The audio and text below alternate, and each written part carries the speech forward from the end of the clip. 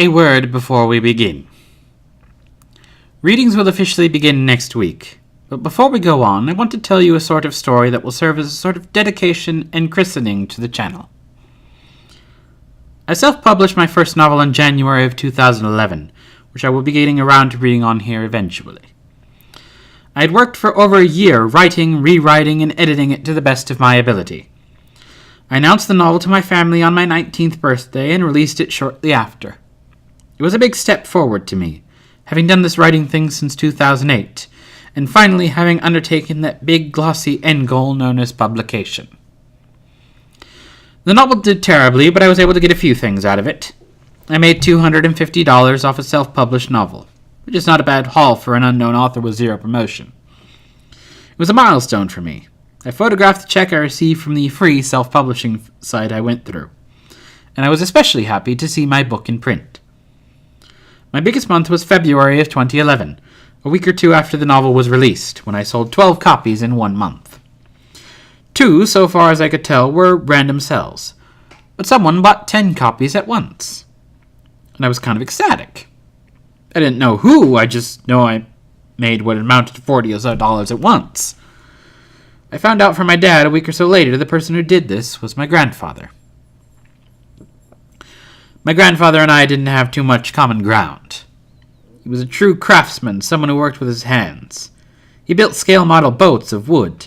He would make detailed carvings. He even built and soldered whole engines with such detail one is now in the Carlsbad Craftsman Museum on loan, because they were thrilled at seeing it. But I never was one for working with my own hands. I was too anxious about the potential problems and never was very artsy. He also took an interest in political things, and as I grew older, we were on opposite sides of the spectrum. He, a moderate but staunch and prickly Republican, and I, a moderate but stubborn Democrat. And so, for the most part, our interests diverged. But buying the book was proof of something. Despite our differences, he very much did care and take an interest in what I did. And in buying 10 copies of my book, my grandfather provided one of the biggest pieces of support. It wasn't just in buying as many copies as he could. He gave them out and shared it. He was a member of a model boat club in our county and took the copies of the book to a meeting and shared them, saying, "Look what my grandson did."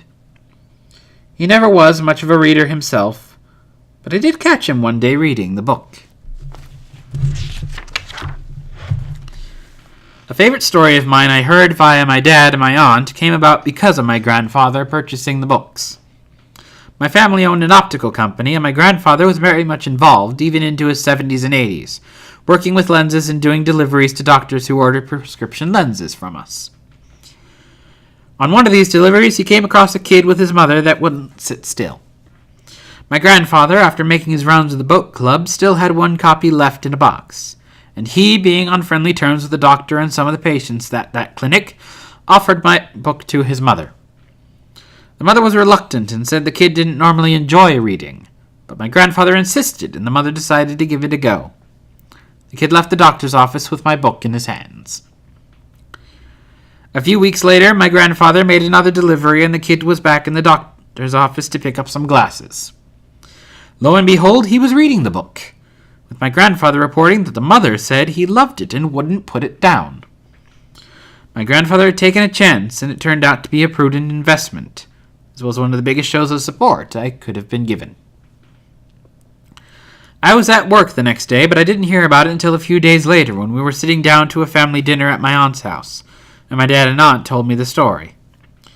While, because of our varied interests, I don't remember too much about my grandfather aside from his last few years, I remember this story rather clearly, and it alone stands to me as a fine portrait of my grandfather and the sort of man he was, underneath his sometimes gruff exterior.